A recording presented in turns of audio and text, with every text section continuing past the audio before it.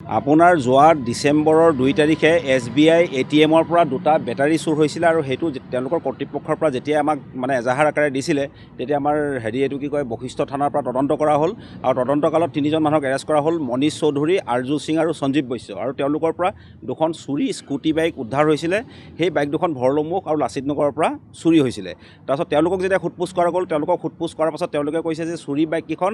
গণেশগুৰি কছাৰী বস্তিৰ এটা ডেম্পত তেওঁলোকে বিক্ৰী কৰিছে তাৰপিছত সেই ডেমটো হৈছে ৰফিকুল আলী নামৰ মানুহ এজনৰ সেই ডেমটো যেতিয়া চাৰ্চ কৰা গ'ল